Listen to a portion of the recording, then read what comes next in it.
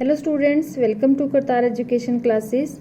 बच्चों, आज की क्लास में हम डिस्कस करेंगे कि बैंकों की ऋण संबंधी गतिविधियां क्या होती हैं। तो ऋण किसे कहते हैं? लोन को, जो हम कर्जा लेते हैं, लोन होता है, उसी को ऋण कहा जाता है। तो बैंक जो हैं उनकी ऋण संबंधी गतिविधियों को समझने के लिए हम आपकी ही बुक का 42 नंबर पेज पर इसको अच्छे से देखेंगे, डिस्कस करेंगे। ये है, इसमें इन्होंने दिखाया है कि ये है बैंक।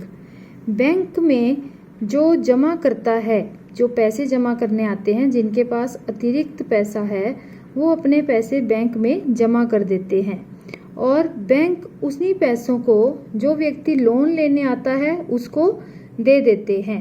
लेकिन इसके बीच में बैंक की कमाई कैसे होती है, उसका जरिया क्या है, वो कैसे है कि जब ये व्यक्ति अपने पैसे वापस लेने आते हैं तो इनको जो ब्याज दिया जाता है वो दिया जाता है कम, और जब ये अपना पैसा कर्जा वापस करने आते हैं तो इनसे ब्याज लिया जाता है ज़्यादा।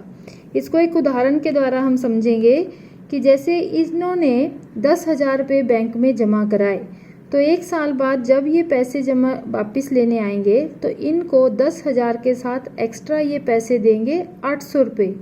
और जब इनके 10,000 इनको दिए गए थे लोन के रूप में, और इन्होंने जब वो 10,000 बैंक को वापस किए थे, तो बैंक ने इनसे 10,000 के साथ एक्स्ट्रा रुपीस लिए 1,500 रुपये। तो यहाँ से इन्होंने 1,500 रुपये लिए और उन 1,500 रुपये में से इनको 800 रुपये दिए, तो बैंक के पास कितने पैसे बच गए? 700 रुपये। तो इस तरह से वो 700 रुपये जो हैं वो बैंक की आय का जरिया है, यानी कि बैंक जो है उसकी कमाई का जरिया है।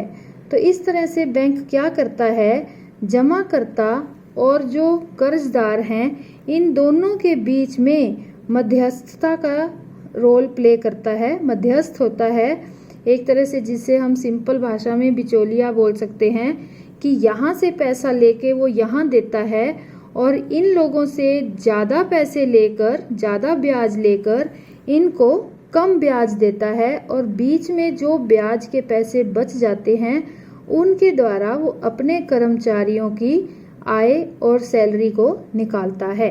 तो इस तरह से जो बैंक है वो अतिरिक्त रुपए वाले लोग, अतिरिक्त धन जिनके पास है, मुद्रा जो है, और जिनके पास धन की कमी है, उनके बीच में मध्यस्थता की भूमिका निभाता है।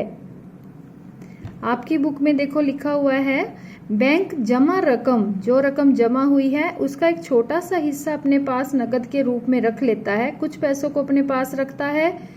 और आजकल भारत में बैंक कितने पैसे अपने पास रखता है? 15%। जितना पैसा आया है उसका 15% वो नगद के रूप में अपने बैंक में रखता है।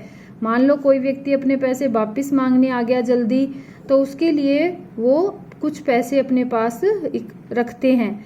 सारे लोग तो वापस मांगने आते नहीं, तो कभी कभी कुछ लोग वापस, या कोई एक आधा व्यक्ति वापस पैसे मांगने आता है, उसके लिए वो कुछ पैसे अपने पास रखते हैं, और ताकि जो व्यक्ति बाद में जो जमा करता है, अगर वो नगद निकालने आए तो उसको आराम से पैसे दे दें। बैंक जो पैसे जमा हुए हैं उसका बहुत बड़ा हिस्सा लोन के रूप में लोगों को दे देता है। इस तरह से बैंक जिनके पास अतिरिक्त राशि है जो जमा करता है, और जिन्हें राशि की जरूरत है, कर्जदार हैं, उनके बीच में मध्यस्थता का काम करता है। बैंक जमा पर जो ब्याज देता है, जो लोग जमा करते हैं उनको जो ब्याज देता है, उससे ज़्यादा ब्याज उन लोगों से लेता है जो कि लोन लेने आते हैं।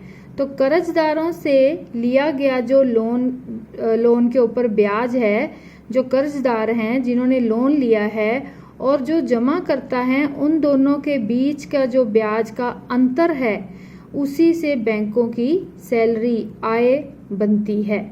तो इस तरह से ये बहुत ही सिंपल टॉपिक है, तुमने ध्यान से अपनी बुक में रीड करना है। इसको हम शॉर्ट में कैसे कर सकते हैं? बैंक जमा रकम का छोटा हिस्सा अपने पास रखता है 15%, और एक बड़ा हिस्सा लोन के लिए दे देता है।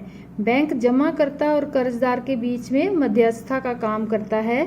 जमाकर्ता को जो ब्याज देता है उससे ज़्यादा ब्याज वो कर्जदार से लेता है, अतः बैंकों की आय का स्रोत बनता है।